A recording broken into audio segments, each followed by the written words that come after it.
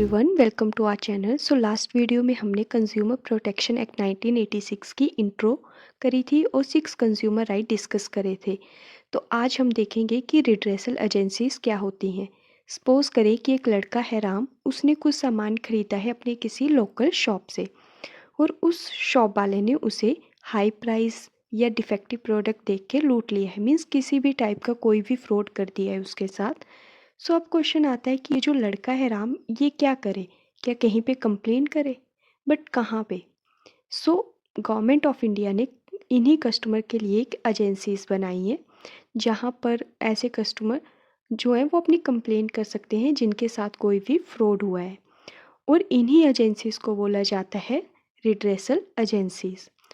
और customer protection act के under 3 type की एजेंसीज बनाई गई हैं। एक है हमारी डिस्ट्रिक्ट कमीशन, एक है स्टेट कमीशन और एक है हमारी नेशनल कमीशन। अब क्वेश्चन आता है कि राम जैसे कस्टमर जिनके साथ फ्रॉड हुआ है वो कौन सी एजेंसी में जाएं? मीन्स गवर्नमेंट ने तो एजेंसीज बना दी कि आप यहाँ पे जाके कंप्लेंट कर सकते हैं, पर राम कौन सी एजेंसी में जाए? क्या वो डिस्ट्रिक्ट वाली में जाए या स्टेट वाली में जाए या नेशनल वाली में जाए? अगर हम कस्टमर प्रोटेक्शन एक्ट 1986 के अकॉर्डिंग देखें, तो अगर 20 लाख तक का लॉस हुआ है तो हमें जाना है डिस्ट्रिक्ट कमीशन के पास। अगर 20 लाख से 1 करोड़ तक का लॉस हुआ है तब जाना है हमें स्टेट कमीशन के पास। और अगर 1 करोड़ से ज़्यादा का लॉस हुआ है तब जाना है हमें नेशनल कमीशन के पास। और अगर इन्हीं डिस्ट्रिक्ट को हम according to consumer protection act 2019 के अकॉर्डिंग देखें, तो अगर 1 करोड़ तक का लॉस हुआ है तब हम जाएंगे डिस्ट्रिक्ट कमीशन के पास। अगर 1 करोड़ से 10 करोड़ तक का लॉस हुआ है तब जाएंगे हम स्टेट कमीशन के पास। और अगर 10 करोड़ से ज़्यादा का लॉस हुआ है तब जाएंगे हम नेशनल कमीशन के पास।